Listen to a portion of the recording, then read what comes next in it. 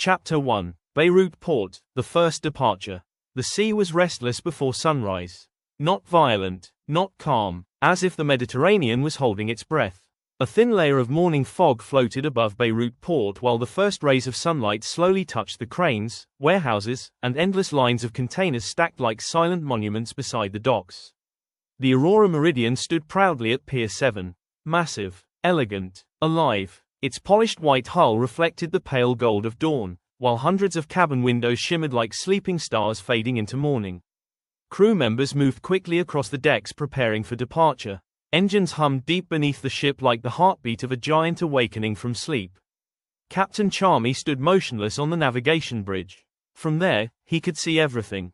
The crowded port roads, the fishermen returning with empty nets, the old cafes opening their doors to tired dockworkers, the distant hills of Beirut rising behind the city like silent guardians watching the sea. He inhaled slowly. Salt, fuel, coffee, memories. No matter how many oceans he crossed, Beirut always smelled the same at dawn.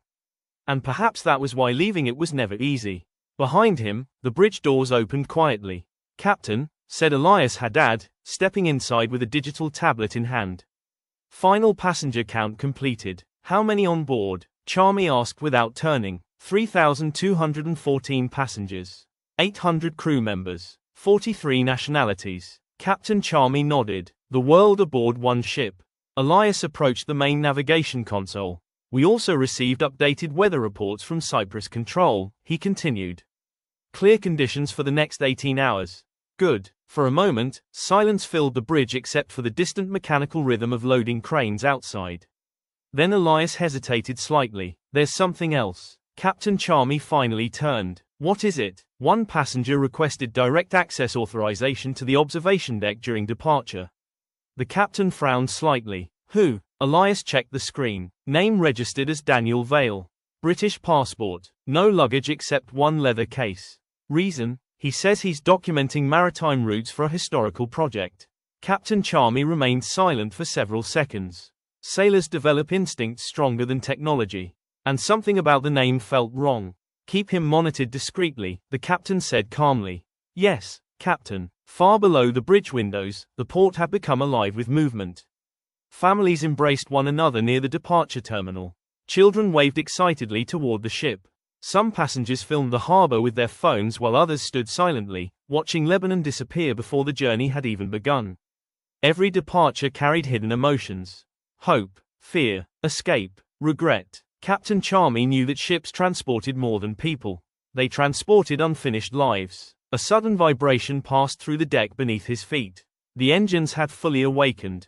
Outside, tugboats slowly positioned themselves near the ship's sides. Then came the sound. Deep, powerful, ancient. The horn of the Aurora Meridian thundered across Beirut harbor.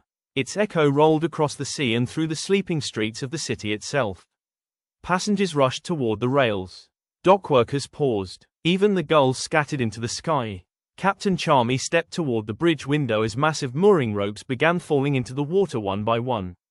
The ship was leaving. Slowly, almost imperceptibly at first, the Aurora Meridian moved away from Beirut Port.